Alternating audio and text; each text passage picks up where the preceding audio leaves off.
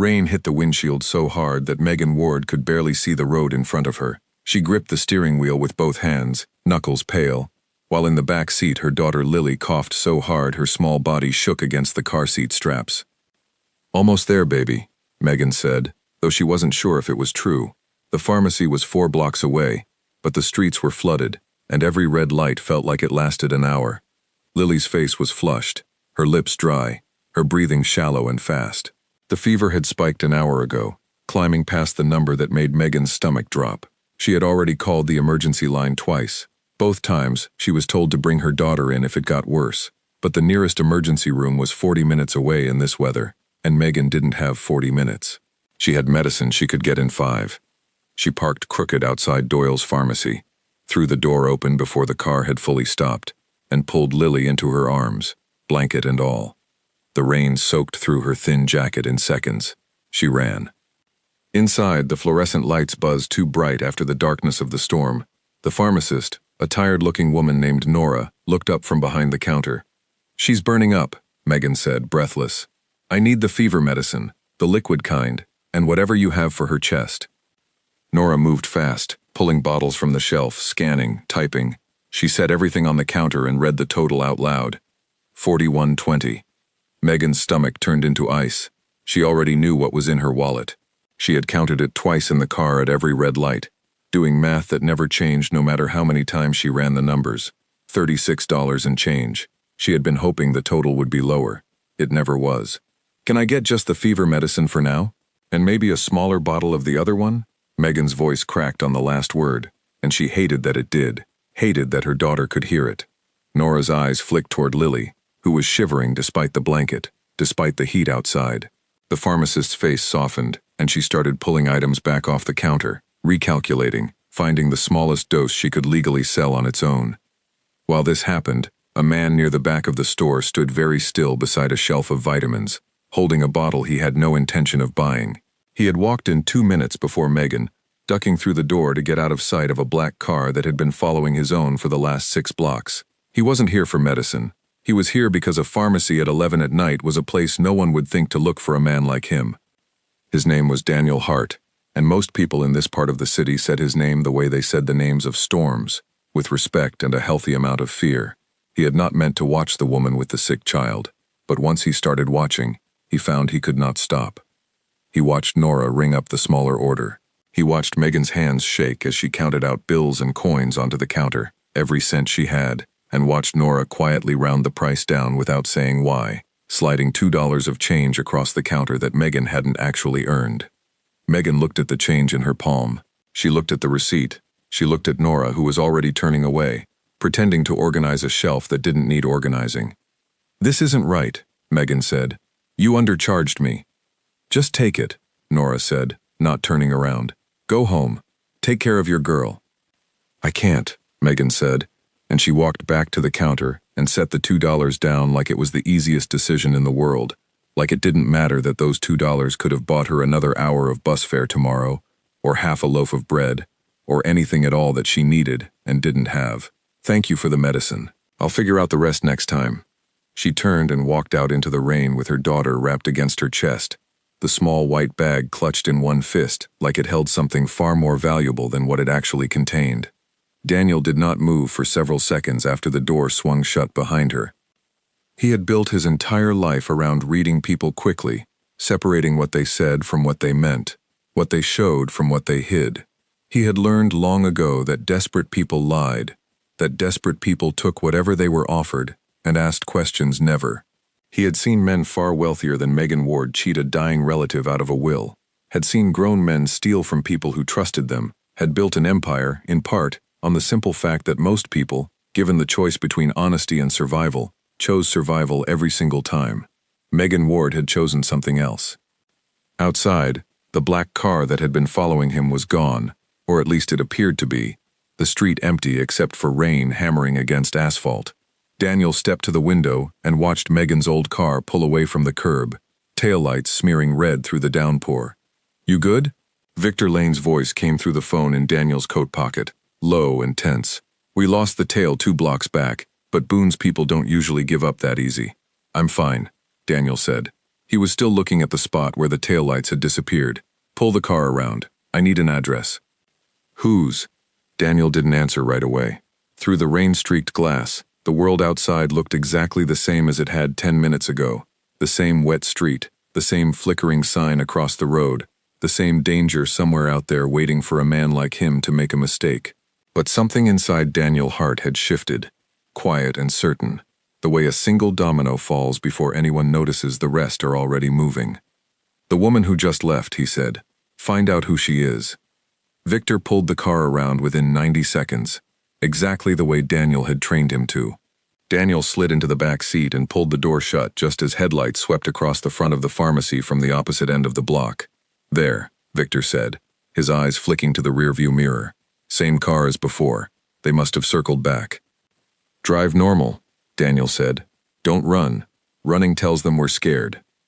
Victor eased the car into the street at a pace that would have looked, to anyone watching, like nothing more than a man heading home after a long day.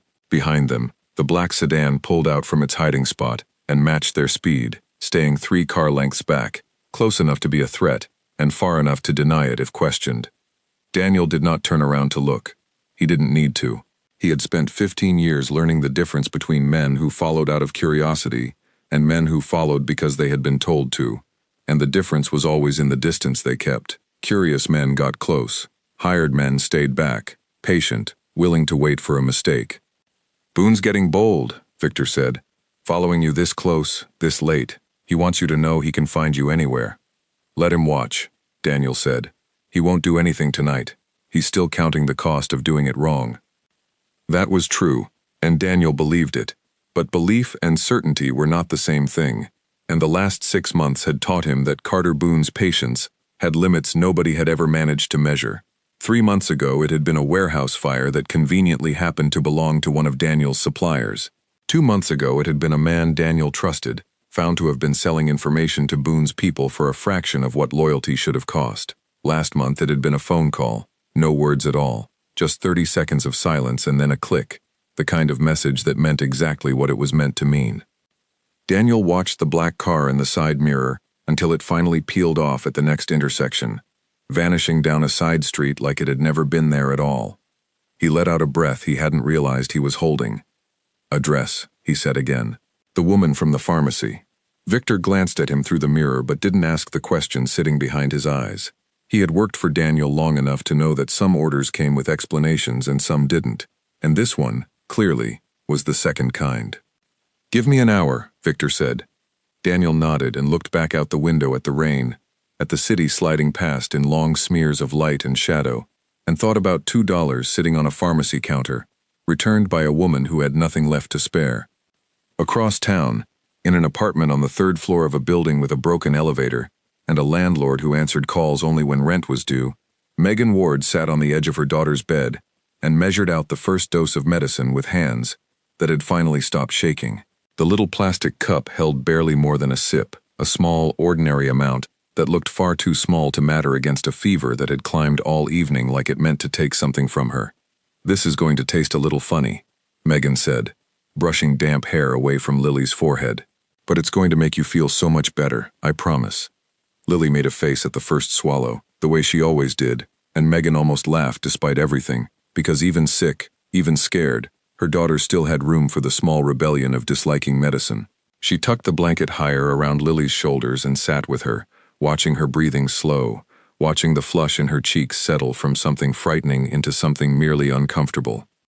It was such a small dose, a few milliliters in a paper cup, bought with money Megan didn't have to spare, carried home through a storm that had nearly stranded them both. It shouldn't have felt like a miracle.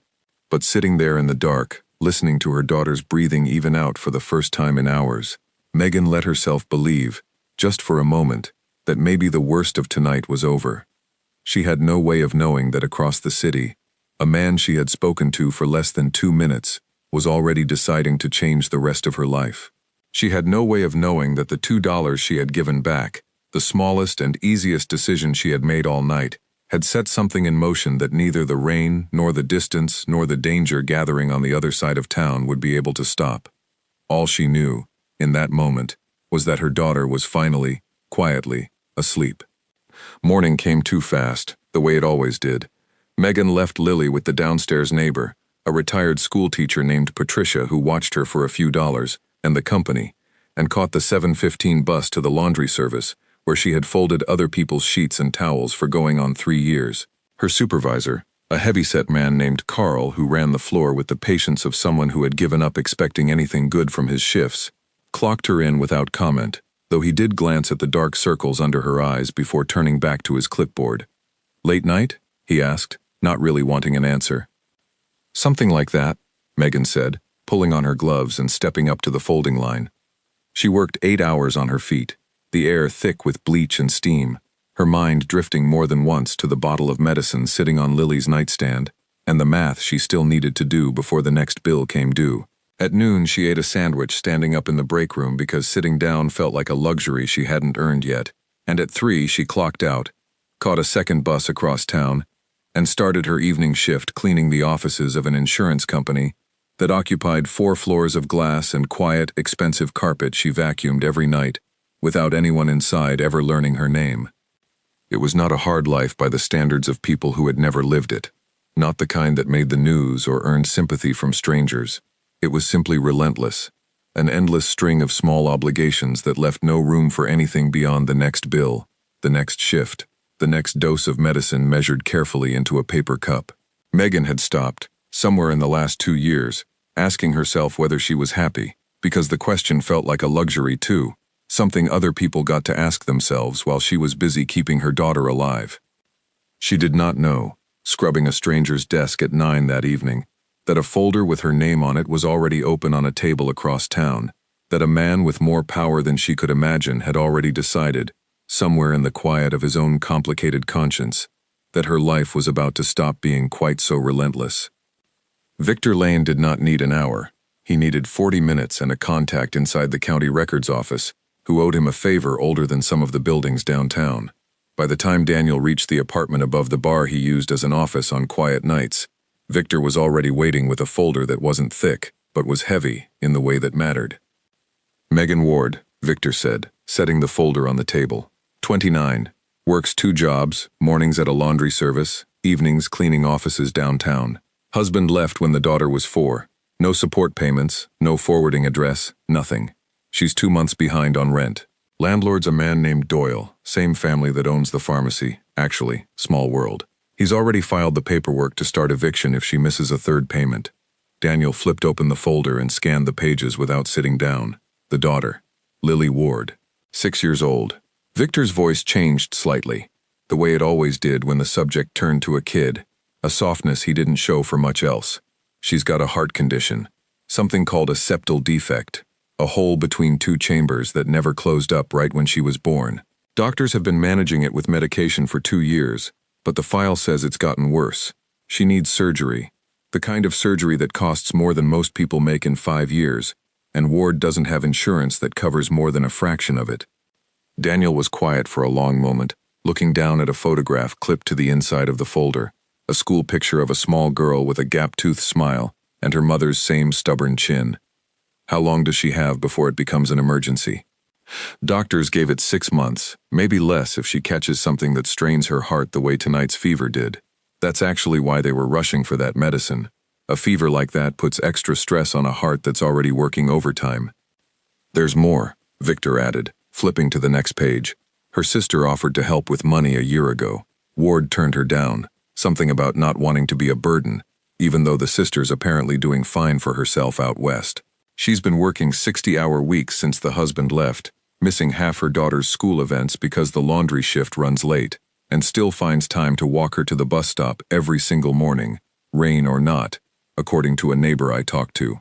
This isn't a woman who's looking for a way out, Daniel. She's just trying to keep her head above water on her own, and the water keeps rising faster than she can swim."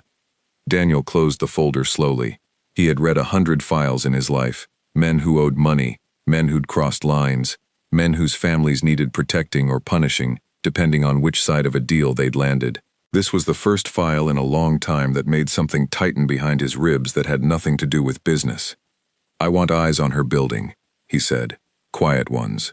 Nobody she'll notice." "You think Boone's people might already be watching her?" Victor asked.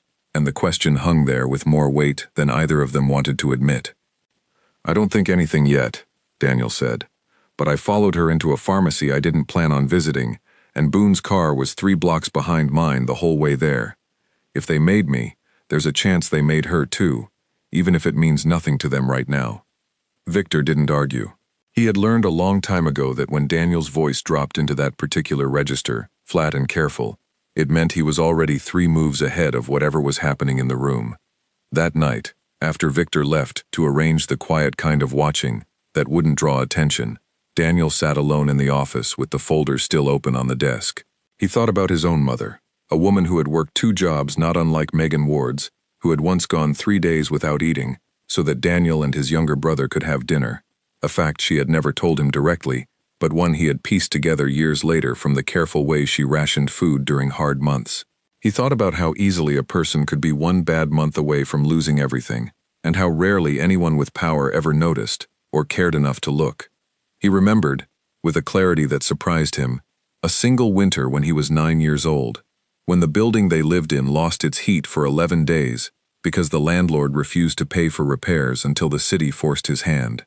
His mother had wrapped him and his brother in every blanket the apartment owned and told them it was an adventure, a camping trip indoors, and had laughed in a way that made the cold feel smaller than it was. He had believed her completely at the time. It was only years later, lying awake one night long after she had passed, that he understood the laughter had been for him, a gift she had built out of nothing because nothing was all she had to give, and he had never once, in all the years since, forgotten what that kind of love under pressure looked like up close. He had not always had power.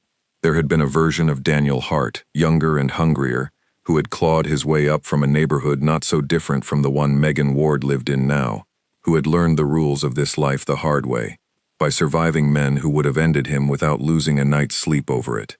He had made choices in that climb that he did not examine too closely anymore, choices that had built the operation he now controlled, a network of numbers running through dozens of businesses, some legal, most not, all of it protected by men like Victor, and a reputation that made strangers cross the street rather than meet his eyes. It would have been easy in that life to become a man who saw people like Megan Ward as background noise, as nothing more than the scenery a man like him moved through on his way to somewhere bigger. Plenty of men he had come up with had become exactly that. But there was a single rule Daniel had carried with him from the boy he used to be into the man he had become, a rule he had never once broken in 15 years of running this side of the city, no matter what else he had done. He did not let children suffer if he had the power to stop it. He had seen too many kids in this business pay for the mistakes of adults around them, and he had promised himself, somewhere in the wreckage of his own childhood, that if he ever had the power to change that math for even one child, he would. He picked up his phone and called a man named Frank Doyle, the landlord, the same family that owned the pharmacy. "Mr. Doyle," Daniel said, when the man picked up, sleepy and confused at the late hour, "I want to talk to you about one of your tenants."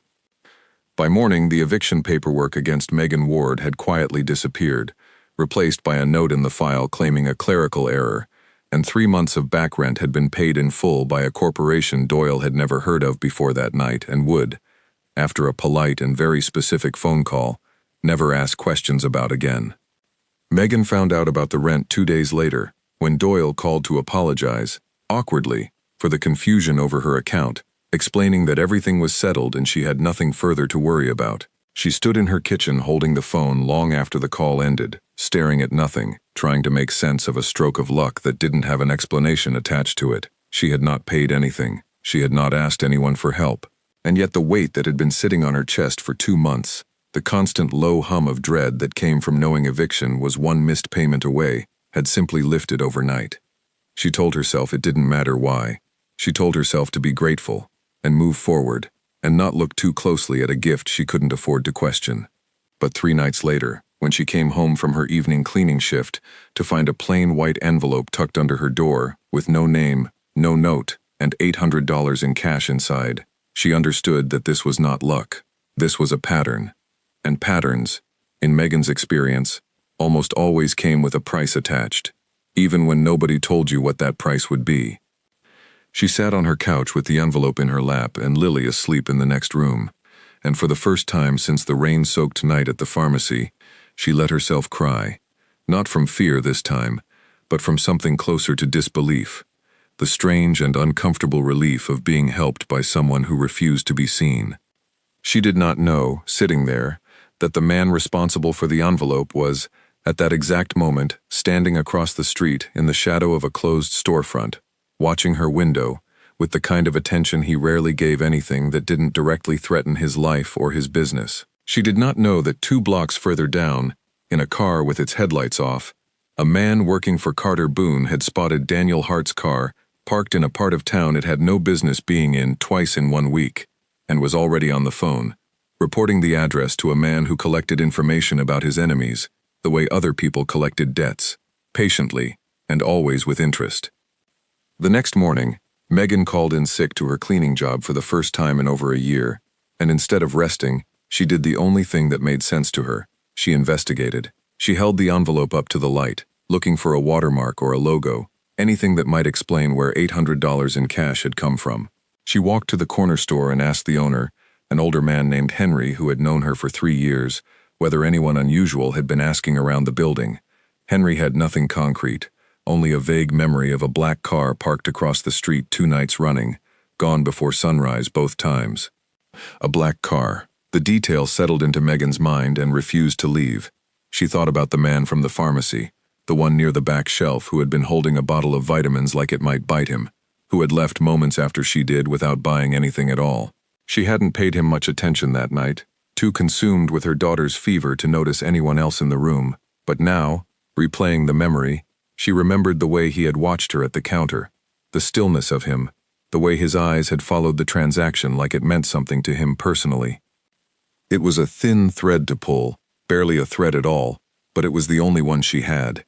She decided, against every instinct telling her to leave well enough alone, to start watching the street, the way the street had apparently been watching her. Across town, in a part of the city most people avoided after dark without knowing exactly why, Carter Boone sat behind a desk in an office that looked, from the outside, like nothing more than an import business with unremarkable hours. Boone was a careful man, methodical, in a way that made him dangerous in entirely different ways than Daniel Hart's reputation suggested. Where Daniel built loyalty through fear and the occasional, surprising kindness, Boone built control through information, the kind of patient, invisible surveillance that let him know exactly where to apply pressure long before his enemies realized pressure was coming. The 2 men had crossed paths for the better part of a decade, ever since Boone moved his operation up from the southern docks and discovered that the most profitable shipping lanes through the port already belonged, in practice if not on paper, to Daniel Hart. For years the arrangement between them had been an uneasy kind of peace, each man respecting the other's territory because the cost of war had always outweighed the benefit of conquest. That peace had started to fracture 18 months ago, when a new mayor's office began tightening oversight at the port, shrinking the available routes for everyone. And Boone had decided, somewhere in the careful calculations he made about every decision in his life, that there was no longer room in this city for both of them. Hart's car was parked outside an apartment building on Linden Street, the man across the desk said, a wiry, nervous associate named Felix, who had learned the hard way not to bring Boone incomplete information. Twice this week. No business reason we can find.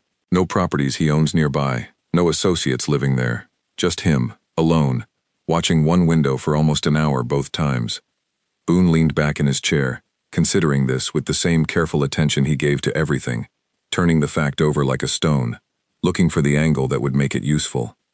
Find out whose window, he said finally, and find out fast. A man like Hart doesn't do anything without a reason, and if he's spending his nights watching some apartment instead of watching his own back, I want to know exactly why before he figures out we noticed. Felix nodded and left without another word, already pulling out his phone before he'd cleared the doorway. Boone sat alone for a long moment after the door closed, turning a pen over in his fingers, a habit he'd had since childhood that surfaced whenever he was working through a problem that interested him. He had spent 6 months chipping away at Daniel Hart's organization, testing weaknesses, looking for the one crack that would let him bring the whole structure down without the kind of direct confrontation that would cost him more than he was willing to pay. Hart had no obvious weaknesses, no family left alive that anyone could find, no property he valued more than he valued his own safety, no habits that left him exposed. But every man had something he would not let burn, even if he didn't know it himself yet. Boone had simply been waiting to find out what Daniel Hart's something was. He had a feeling, sitting there with the pen rolling between his fingers, that Felix was about to tell him. The following night, before Felix had finished gathering everything Boone wanted to know, 3 men showed up at a warehouse Daniel used to store legitimate inventory for one of his cleaner businesses, a furniture import company that paid its taxes and kept its books open for anyone who cared to look. The men did not steal anything. They did not need to. They simply opened every crate, scattered the contents across the floor, and left a single word painted across the loading bay door in red before driving away into the dark. Soon. Victor called Daniel at 2 in the morning, his voice clipped with the particular calm he used when something had genuinely rattled him. No cameras caught their faces, Victor said. They knew exactly where the blind spots were, which means somebody on the inside gave them the layout. This wasn't about the furniture, Daniel. This was a message. He's telling you he can reach anything that belongs to you, anytime he wants, and there's nothing you can do to stop him. Daniel stood in his kitchen in the dark, phone pressed to his ear, looking out at a city that had no idea how close it had come, more than once, to a war it would never read about in any newspaper. He's wrong, Daniel said quietly. There's plenty I can do. I've just been choosing not to do it, because every move I make against him is a move that puts more eyes on both of us, and eyes are exactly what I don't want anywhere near that apartment on Linden Street right now. So what do? We wait, Daniel said. We watch, and we make sure that whatever Boone is planning, we know about it before he's ready to use it. It was a good plan, careful and patient, the kind of plan that had kept Daniel alive and in control of his corner of the city for 15 years. It assumed, as most good plans did, that the other side would move at a pace Daniel could track and counter. Carter Boone had no intention of giving him that courtesy. 2 nights later, Megan caught him. She had taken to sitting by her window after Lily fell asleep, lights off, watching the street the way she imagined a detective might, though she felt foolish doing it, like a character playing a part she had no training for. On the 3rd night of watching, she saw the black car again, parked in the same spot Henry had described, and this time she saw a man get out of it. He was tall, dressed simply but well, moving with the kind of unhurried confidence that suggested he had nowhere urgent to be and no fear of being seen, even though he had clearly tried not to be seen the 2 nights before. Megan recognized him instantly, the man from the pharmacy. She didn't think. She grabbed her coat off the hook by the door, checked that Lily was still sound asleep, and went downstairs in her socks, crossing the wet pavement barefoot inside her shoes, anger pushing aside whatever fear should have stopped her. "You," she said, stopping a few feet from him, close enough that he turned, clearly surprised, though he recovered fast, his expression smoothing into something unreadable. "You're the one who's been leaving money at my door. You're the one who fixed my rent." Daniel didn't deny it. He had spent a lifetime learning when denial was useful and when it was simply insulting to both parties, and looking at this woman standing in the cold in unlaced shoes, arms crossed against the night air, he understood that lying to her now would only make things worse. "Yes," he said. "Why?" The word came out sharper than she intended, more demand than question. "I don't know you. I've spoken to you exactly never, except in a pharmacy 2 weeks ago. And now suddenly my rent is paid and there's money under my door and you're standing outside my building in the middle of the night, like this is normal." "It's not normal," Daniel agreed. "I understand that." "Then explain it." He considered for a moment how much to tell her. He could have given her a half-truth, something about charity work, an anonymous foundation, a story with no loose threads that would let her sleep that night, without further questions.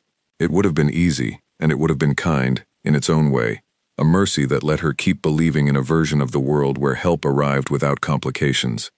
But Daniel had watched her give $2 back to a stranger when she had nothing left to spare, and something about that small, stubborn honesty made him unwilling to insult her with a smaller version of the truth. "My name is Daniel Hart," he said.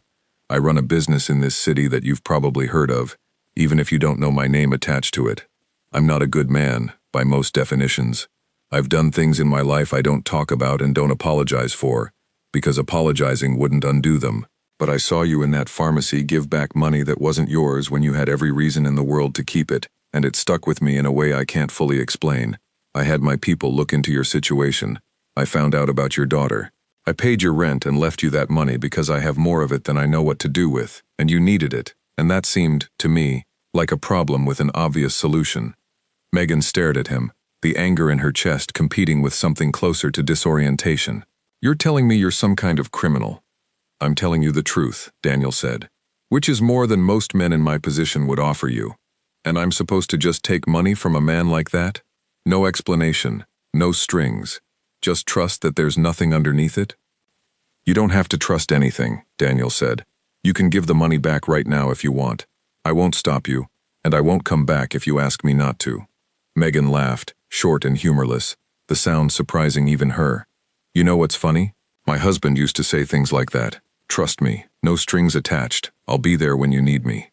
2 years later, I found out he'd been planning to leave for months before he actually did it, and the whole time he was telling me I could trust him completely. So forgive me if a stranger offering the exact same reassurance doesn't land the way you probably meant it to. I'm not your husband, Daniel said. I'm not asking you to build a life with me. I'm asking you to let your daughter live long enough to have one of her own. That landed harder than anything else he'd said so far, and Megan felt it settle somewhere behind her ribs, sharp and true, in a way that made arguing feel suddenly, exhaustingly pointless. For a long moment, Megan said nothing. The street was quiet except for the distant hum of traffic somewhere blocks away, and the cold was starting to work its way through her thin coat, but she didn't move to go back inside. My daughter needs surgery, she said finally, the words coming out smaller than she meant them to. A kind we can't afford, not in 100 years of cleaning offices and folding other people's laundry. I've applied for every program, every grant, every charity I can find, and the waiting lists are longer than the time the doctors say she has before this gets dangerous. So you'll forgive me if part of me wants to take your money and not ask any more questions, because part of me is terrified that asking questions is the only thing standing between my daughter and an operating table. Then don't ask, Daniel said quietly. Let me handle it. Why would you do that for a stranger? Daniel looked at her for a long moment, and something in his expression shifted, some old weight rising briefly to the surface before he pushed it back down. Because somebody should have done it for my mother, once, and nobody did. I can't fix that, but I can fix this. Megan didn't have an answer for that. She stood there in the cold, arms wrapped around herself, looking at a man whose name she now knew belonged to a kind of danger she had only ever read about, and found, to her own surprise, that she believed him. She might have said more, might have asked the dozen other questions crowding behind her teeth, but a sound from the end of the block cut through the quiet, a car door closing somewhere it shouldn't have, too careful, too deliberate. Daniel's entire body changed in an instant, shoulders squaring, eyes sweeping the street with a focus that had nothing to do with the conversation they'd been having seconds before. Go inside, he said, voice low and urgent in a way it hadn't been a moment ago. Now, lock the door. Don't open it for anyone but me or Victor. What's happening? Go, he said again, already moving, putting himself between her and the end of the block. Please. Something in his voice left no room for argument. Megan ran. She made it up the stairs 2 at a time, heart slamming against her ribs, and threw the deadbolt the second the door closed behind her, pressing her back against it like the thin wood and metal might actually stop whatever was happening outside. Through the window, she could see nothing but the empty street, and Daniel's silhouette standing perfectly still at the edge of the streetlight's reach, watching something she couldn't see. The minutes that followed felt endless. She checked on Lily, who slept on, blissfully unaware, and then went back to the window, watching, waiting, her hands shaking against the cold glass. When headlights finally swept across the building and a car pulled away fast, tires hissing against wet asphalt, Megan let out a breath she hadn't realized she'd been holding for what felt like an hour, but had probably been closer to 10 minutes. Daniel was still standing on the street below, phone pressed to his ear, his free hand braced against the side of a parked car. She watched him for a long moment before he looked up, almost as if he could feel her eyes on him, and found her window. He didn't wave. He didn't smile. He simply nodded once, a small, tired gesture that somehow communicated everything words couldn't have, and then he turned and walked away into the dark, leaving Megan standing at her window with more questions than she'd had an hour ago and, somehow, less fear than she'd expected to feel. It was just a scout, Victor said 20 minutes later, parked 2 blocks from Megan's building with the engine off. his breath fogging faintly in the cold air inside the car. One guy, watching from a parked car, gone the second he realized you'd made him. No weapons that we saw, no attempt to approach her building. He was there to confirm something, not to act. Confirm what? Daniel asked, though he already suspected the answer. That you care about her, Victor said simply. That's the only thing that makes sense. Boone's been hunting for a weakness for months, and came up empty every time, because you don't have family left for him to threaten, and you don't have property you value more than your own life, but a woman and a sick kid you've been quietly funding, watching, standing on the street talking to in the middle of the night? That's not nothing, Daniel. That's the first soft spot he's found in 15 years. Daniel didn't answer right away. He sat with his hands folded in his lap, staring out at the dark street, turning the problem over with the same careful attention he gave to every threat that mattered. He had known, somewhere in the part of his mind that planned 3 moves ahead even when the rest of him wasn't paying attention, that helping Megan Ward openly carried risk. He had told himself the risk was manageable, that quiet money and careful distance would keep her invisible to people like Boone. He had been wrong, and the cost of being wrong in this business was rarely paid by the man who made the mistake. It was paid by whoever stood closest to him when the mistake came due. I need you to put real protection on her, Daniel said. Not the kind that watches from a distance and reports back. The kind that's actually there, around the clock, close enough to stop something before it starts. She's going to notice that, Victor said. A woman who already caught you twice isn't going to miss a car parked outside her building 24 hours a day. Then tell her the truth. Enough of it anyway. Daniel exhaled slowly, watching his breath cloud and fade against the windshield. She deserves to know what she's caught up in, even if I'd rather she never had to find out. Victor was quiet for a moment, studying his boss with an expression that wasn't quite surprise but was close to it. In 15 years of working for Daniel Hart, he had watched the man build walls around himself so carefully constructed that most people who met him never suspected there was anything behind them at all. He had never, in all that time, watched Daniel choose to bring someone inside those walls voluntarily. You sure about this? Victor asked. Once Boone knows for certain she matters to you, there's no putting that back in the bottle. He'll use her if he gets the chance. You know that. I know, Daniel said, which is exactly why he's not going to get the chance. Across the city, in the office that looked like nothing more than an import business, Felix delivered his report to Carter Boone with the careful precision of a man who understood that incomplete information in this job could be far more dangerous than no information at all. He stood outside her building for almost 20 minutes, talking to her directly, Felix said. When my man got too close, Hart spotted him in under a minute and had her inside and locked down before we'd even decided whether to approach. That's not the behavior of a man protecting a stranger out of guilt, boss. That's a man protecting someone he can't afford to lose. Boone listened without expression, the pen turning slowly between his fingers, a small smile beginning to form at the corner of his mouth, the first genuine smile he'd allowed himself in weeks. Megan Ward, he said, testing the name like he was tasting something. Tell me everything there is to know about her. The daughter, the job, the building, the doctors, all of it. And Felix? Yes, boss? Find out exactly when that little girl's surgery is scheduled. Timing, in this business, is everything. The surgery was scheduled for a Thursday morning, 3 weeks later, in a private wing of St. Bridget's Medical Center that Daniel had quietly secured through a donation, large enough to guarantee discretion as well as access.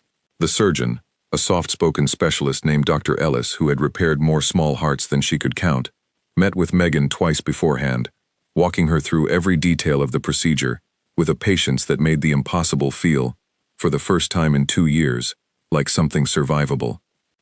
Megan still hadn't fully made peace with where the money was coming from. She had argued with Daniel about it more than once, sitting across from him in a quiet corner booth of a diner he favored for its lack of cameras and curious eyes, insisting she would find a way to pay him back, even if it took the rest of her life. You don't owe me anything, Daniel told her, the same thing he'd told her every time the subject came up. This isn't a loan. Everything is a loan eventually, Megan said. I've lived long enough to know that nothing comes free, especially not from men like you. Then think of it this way, Daniel said. You already paid. The night in that pharmacy, you gave back $2 you needed more than the world will ever know. That's the only payment I was ever interested in.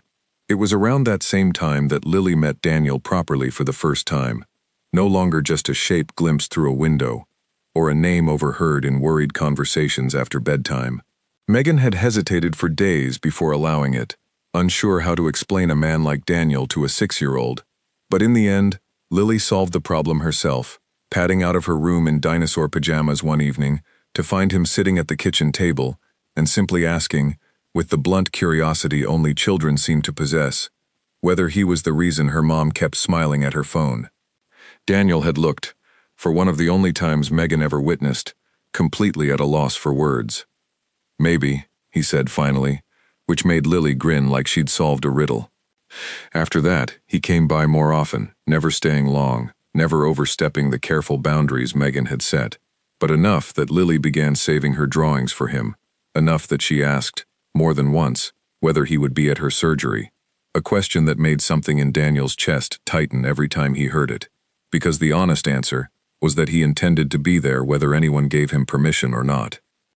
She hadn't fully believed him, not completely, but she had stopped arguing, mostly because Lily's color had improved with every week that passed closer to the surgery date, and some battles, Megan had learned, weren't worth fighting if the alternative was watching her daughter struggle to breathe. One night during that stretch of waiting, a man Megan had never seen before lingered too long near the building's side entrance, claiming to be looking for an apartment to rent that didn't exist on any floor. Megan noticed him only because Patricia, the retired schoolteacher downstairs, mentioned it in passing while handing Lily back after a shift, and within 20 minutes of Megan repeating the description to Daniel over the phone, 2 of Victor's men had quietly walked the man 3 blocks from the building and made it clear, without a single raised voice, that whatever he was being paid to find out wasn't worth what it would cost him to keep looking. The man left and did not come back. Megan never learned his name, never learned exactly who had sent him, though she had a fairly good guess, and she found herself, in the days after, checking the street from her window, with a new kind of vigilance, no longer simply curious about a stranger's kindness, but genuinely afraid of what that kindness might be protecting her from. "I don't like not knowing how close it's getting," she told Daniel one evening, sitting across from him at the small kitchen table, while Lily slept in the next room. "You keep telling me you're handling it. I don't actually know what that means." "It means I'm doing everything in my power to make sure you never have to find out," Daniel said. "I know that's not the same as telling you everything. I'm sorry it has to be that way for now." "It isn't enough," Megan said quietly. "Not because I don't trust you, because I'm a mother, Daniel, and a mother who doesn't know where the danger is can't protect her child from it." Daniel didn't have a good answer for that, and he knew it, and the silence that followed sat heavier between them than either of them wanted to admit. What neither of them knew, as the surgery date approached, was that Carter Boone had learned the date as well, almost as quickly as Megan had. Boone did not plan trouble carelessly. He had survived in this business for over a decade by understanding that anything left messy in the street invited attention no rational man wanted, that the smartest power moves were the ones that looked, from the outside, like nothing had happened at all. His plan for Thursday morning was simple in its cruelty. Intercept Megan and Lily on their way to the hospital, hold them somewhere quiet and untraceable, for exactly as long as it took to extract a guarantee from Daniel Hart, something binding, something that would cripple Hart's organization from the inside without a single confrontation in the open. A trade, a surrender disguised as a rescue. He did not intend to hurt the child. He told himself this with the same calm certainty he told himself most things, a fact stated plainly enough to feel true. He needed leverage, not a victim, and leverage worked far better when nobody was harmed at all. Daniel, for his part, had not survived 15 years at the top of a dangerous business by underestimating men like Boone, and the security around Megan's building in the days leading up to the surgery had grown tighter than Megan herself fully understood. 2 cars instead of 1, rotating shifts, men Victor trusted with his own life watching every entrance and exit of the building around the clock. It was not enough. Thursday morning arrived gray and quiet, the kind of overcast stillness that made the whole city feel like it was holding its breath.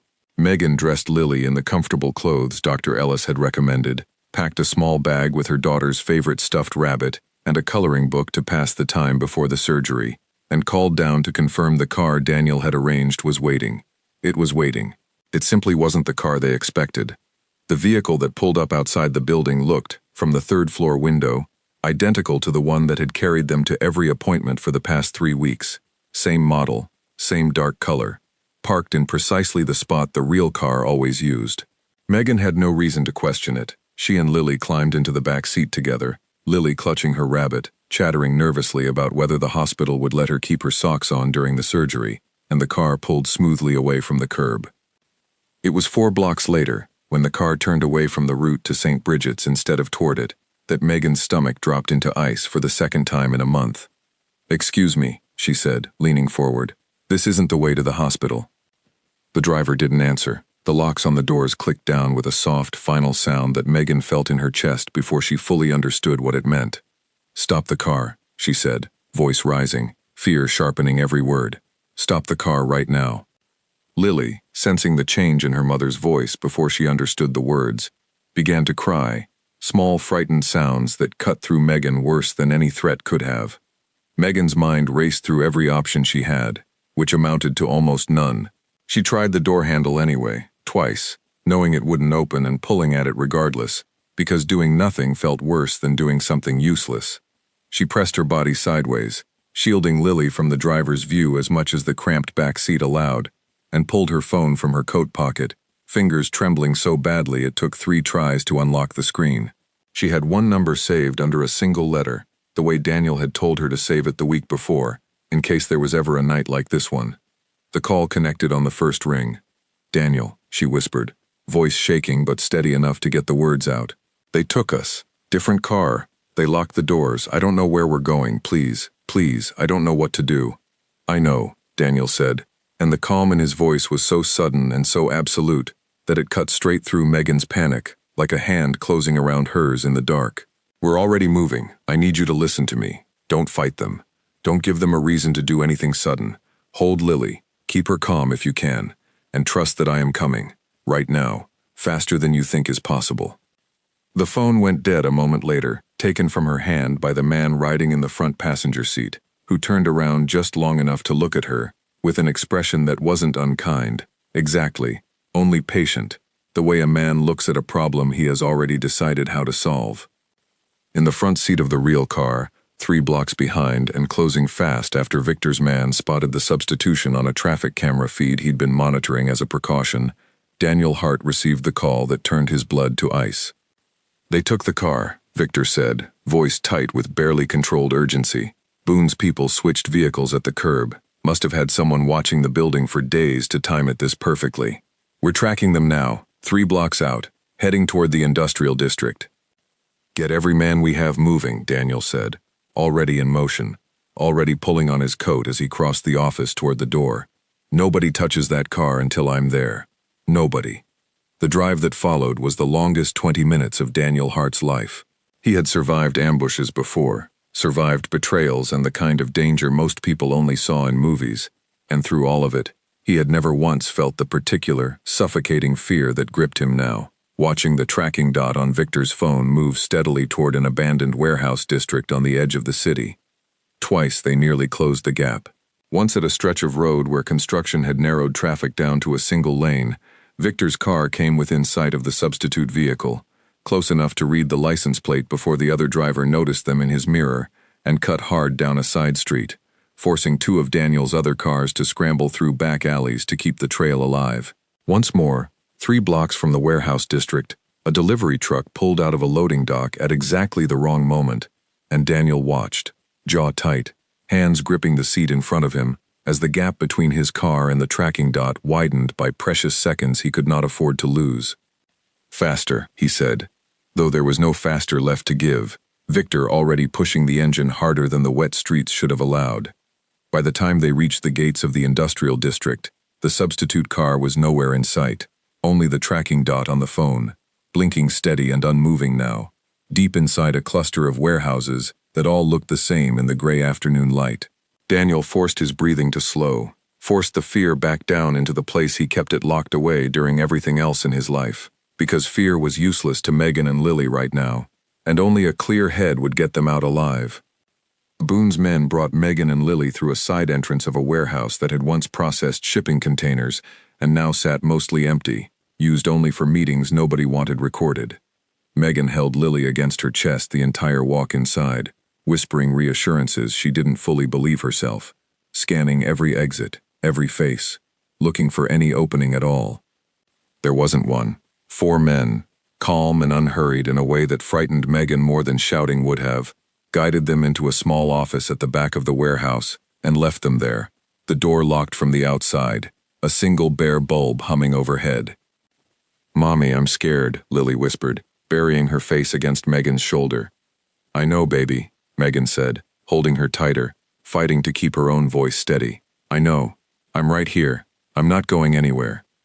She pulled the stuffed rabbit from Lily's bag and tucked it back into her daughter's arms, then sat down on the cold concrete floor with her back against the wall, pulling Lily into her lap the way she had when Lily was a baby, small enough to fit entirely against her chest. She kept her voice low and steady, telling Lily a story about a rabbit who found his way home through a storm, inventing details as she went, anything to keep her daughter's mind somewhere other than the locked door and the bare bulb and the cold. Underneath the story, her eyes never stopped moving, cataloging the single high window too small for either of them to fit through, the gap beneath the door too narrow to slide anything useful, the absence of anything in the room she could use as a weapon or a tool. There was nothing. There was only the story, and the warmth of her daughter's weight against her chest, and the certainty, growing steadier with every minute that passed, that somewhere beyond these walls, help was already close. Outside, in the wide-open space of the warehouse floor, Carter Boone waited with the patience of a man who had planned this moment for weeks, watching the entrance for the headlights he knew would eventually arrive, certain that Daniel Hart would come exactly as predicted, exactly on time, exactly the way a man comes when the only thing he's ever truly cared about is suddenly, finally, within someone else's reach.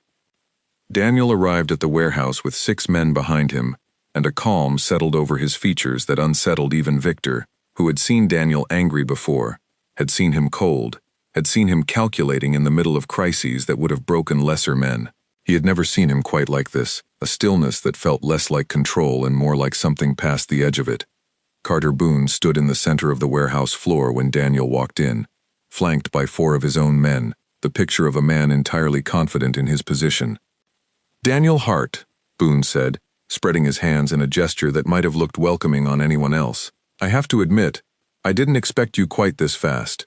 Either you've got better surveillance than I gave you credit for, or you really do care about that woman as much as my people suspected." "Where are they?" Daniel said. It wasn't a question. "Safe," Boone said. "Comfortable. Untouched. I'm a businessman, not a monster, whatever stories you've heard about me. I have absolutely no interest in harming a sick child or her mother. I have every interest, however, in finally getting something from you that you've refused to give me for 6 months. And what's that?" "Your territory east of the river," Boone said. "Your shipping contracts at the port. A signed agreement, witnessed and binding, that you'll step back from both within 30 days. Give me that. And the woman and her daughter walk out of here in the next 5 minutes. No harm done. In plenty of time to make that surgery appointment I understand is so important." Daniel was quiet for a long moment, and in that silence, something shifted across his face that Boone clearly mistook for hesitation, for the slow calculation of a man weighing an impossible trade. It wasn't hesitation. It was timing. "You've made one mistake tonight, Carter," Daniel said finally. "You assumed I'd come here without insurance." Boone's confident expression flickered, just slightly. "What insurance?" 3 years ago, a man working for you named Curtis Aldridge came to me, looking to switch sides," Daniel said. "I turned him down, told him loyalty like that wasn't worth the risk of being caught playing both ends. But before he left, he gave me something. A gift, he called it, in case I ever changed my mind. Records. Shipment manifests, with your real cargo listed, instead of the false paperwork you file with customs. Names of officials you've paid off at the Port Authority, going back 5 years. Enough documentation to put you away for longer than either of us has left to live." "You're bluffing," Boone said, but his voice had lost some of its certainty. "Check your phone," Daniel said. "Should be arriving right about now." Boone's phone buzzed in his pocket. He pulled it out slowly, reading whatever message had just arrived, and Daniel watched the color drain slowly from the other man's face as he scrolled through what was clearly more than a bluff. "That copy went to 3 separate parties the moment my men confirmed Megan and Lily Ward were missing," Daniel said. One to a federal contact who's been waiting a long time for exactly this kind of evidence. One to a reporter who specializes in port corruption and doesn't scare easily. And one just for you, so you'd understand exactly what happens the moment I walk out of this warehouse without both of them, safe and unharmed, beside me. You'd burn your own operation to do this, Boone said, something almost like disbelief in his voice. Some of those manifests implicate your shipments too. Implicate, maybe, Daniel said. Prove, not quite as cleanly. My lawyers have had 3 years to prepare for that conversation if it ever came. Yours haven't had 3 minutes. He took a single step forward, his voice dropping lower, every word deliberate. You wanted to find my weakness, Carter. Congratulations, you found it. But you made the mistake every man in this business eventually makes. You assumed a weakness was the same thing as an opening. It isn't. It's the one thing in this world I will burn everything else down to protect. The silence that followed stretched long enough that one of Boone's men, younger and less patient than the rest, shifted his weight and let his hand drop toward his side, a small movement that meant nothing and everything in a room like this one. Victor's hand drifted, slow and careful, toward his own coat in answer, and for one suspended second, the entire warehouse seemed to hold its breath, 6 men on either side, waiting to see whether the night would end in words or in something far worse. Boone raised a single hand, not looking away from Daniel, and the younger man stepped back, the moment dissolving as quickly as it had formed. Nobody needs to do anything tonight, Boone said, his voice carrying the particular calm of a man working very hard to sound unbothered. We're businessmen. We settle this like businessmen. You were never going to win this one, Carter, Daniel said, and there was no triumph in his voice, only a tired kind of certainty. I think some part of you knew that the moment you decided a child's surgery date was useful information. You built an entire career out of being too careful to make that mistake. I have to wonder what changed. Boone's jaw tightened, the first real crack in his composure since Daniel had walked through the door. You want to know what changed? You did, Hart. 6 months I spent looking for a way into your operation and finding nothing, because you built your whole life around having nothing left to lose. Do you have any idea what that's like, going up against a man who doesn't care if he dies? I finally found the one thing that could make you care, and you're standing here telling me I made a mistake using it. You didn't find a weakness, Daniel said quietly. You found the only thing in this world I'd actually fight to keep. There's a difference, and it's the difference that's about to cost you everything east of the river. Boone said nothing for a long moment, the calculation behind his eyes finally settling on the only answer that made sense. The one that let him walk out of this warehouse with his operation, his freedom, and whatever remained of his pride still intact.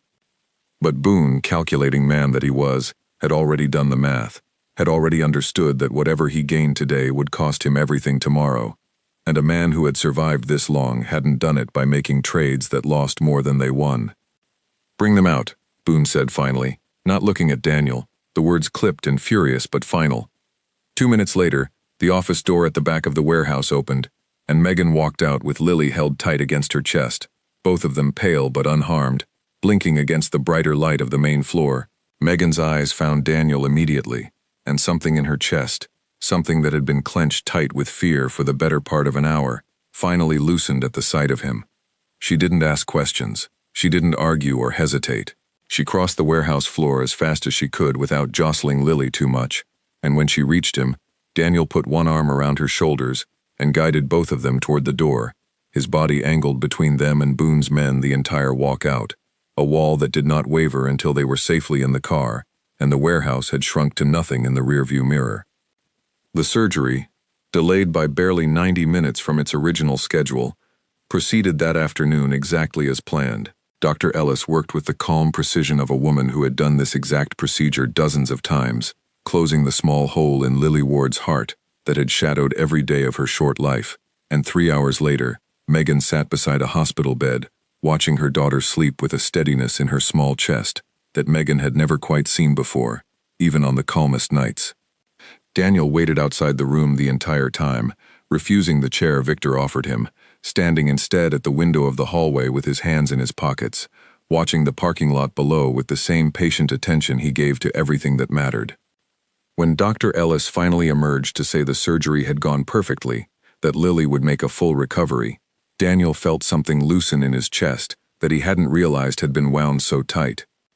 He found Megan an hour later in the small family lounge down the hall, sitting alone with 2 cups of coffee neither of them had touched, and sat down across from her without a word. "I owe you an apology," he said finally. "I told myself I could protect you both quietly, from a distance, without putting either of you in danger. I was wrong, and that mistake nearly cost you everything.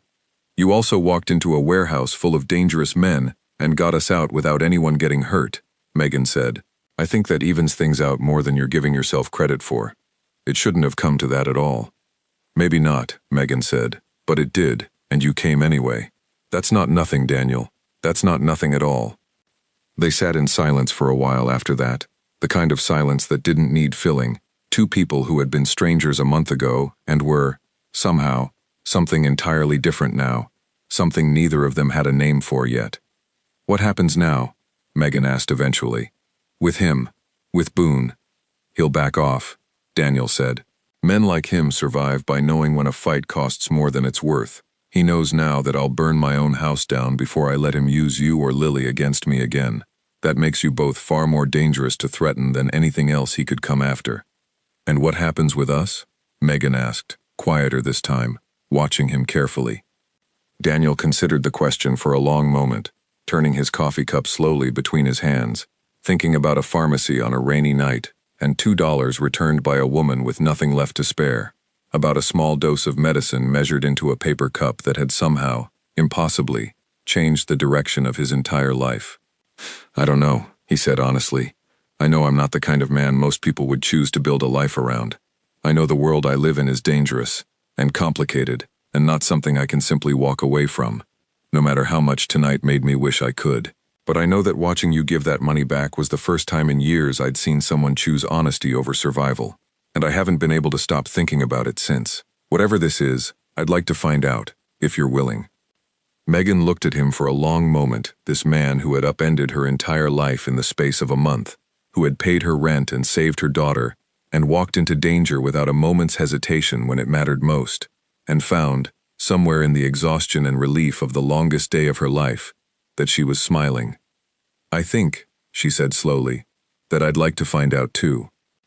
Down the hall in a quiet hospital room, Lily Ward slept peacefully for the first time in 2 years, her small heart finally whole, completely unaware that the rest of her life had just changed direction, in a waiting room down the corridor, set in motion weeks earlier by the smallest dose of medicine and the simple, stubborn honesty of a mother who had nothing left to give but gave it anyway.